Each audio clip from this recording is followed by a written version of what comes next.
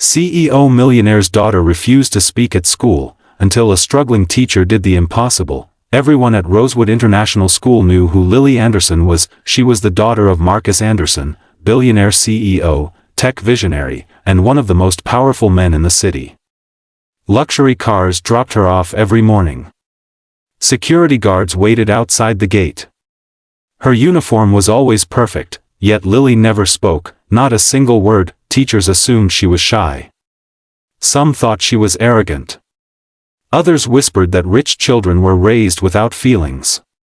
But the truth was far more painful. Lily was 8 years old, and she hadn't spoken since the night her mother died. A car accident.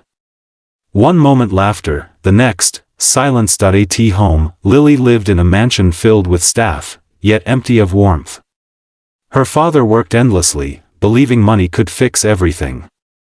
He bought her toys, tutors, tablets, anything except time. At school, Lily sat at the back of the class, eyes down, hands folded, untouched by the world around her, until one day, a new teacher walked in. Her name was Miss Clara Bennett. She was not impressive. Her shoes were worn. Her bag was old. She had dark circles under her eyes from working 2 jobs, teaching by day, waitressing by night.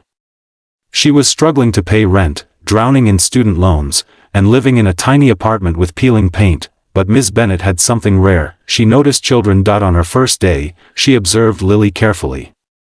No distractions. No laughter. No voice. Just silence wrapped around a small, fragile girl. After class, the principal warned her, "Don't push Lily. We've tried everything. Her father don't like problems."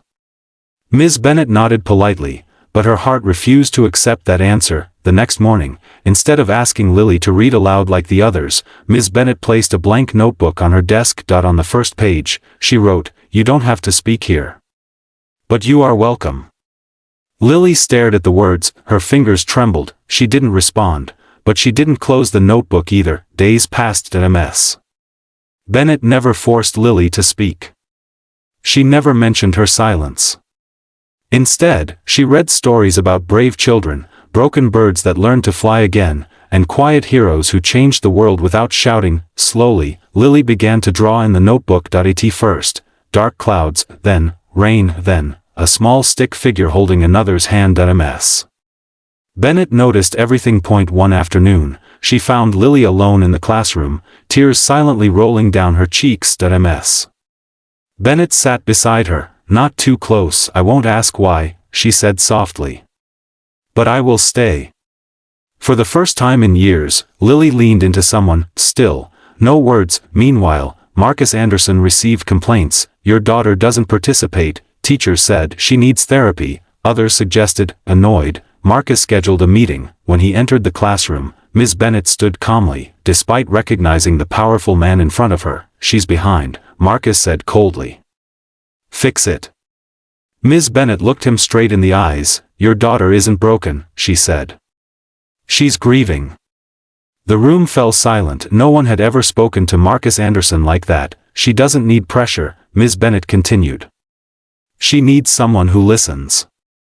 Marcus left without another word. That night, Lily drew something new, a woman holding a child, standing beside a man looking away. Ms. Bennett gently asked, "Is that your family?" Lily nodded. "Do you miss her?" "Another nod." Ms. Bennett slid the notebook back. "It's okay to miss someone and still live."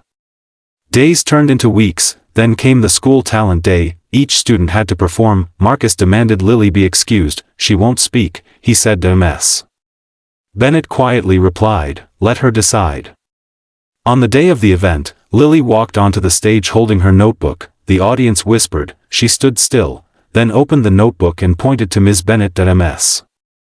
Bennett walked beside her. Lily's hands shook as she turned a page. Written in careful letters were words Ms. Bennett had never seen before. "I was silent because I was afraid if I spoke, I would lose her again." Gasps filled the hall. Lily swallowed hard. Then, she spoke. Her voice was soft, broken, but real. "I miss my mom." The room froze. "I thought if I stayed quiet, time would stop."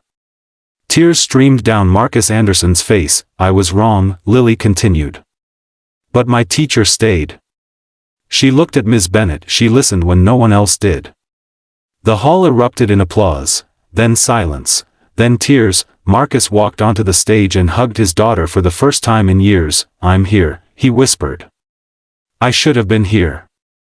Weeks later, Ms. Bennet was called to the office, expecting dismissal. Instead, Marcus Anderson was waiting. "You changed my daughter's life," he said.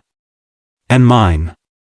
He funded a new counseling program at the school, and paid off Ms. Bennet's student loans anonymously. Lily still spoke softly, but she spoke, and sometimes, she laughed, because one struggling teacher did the impossible. She listened.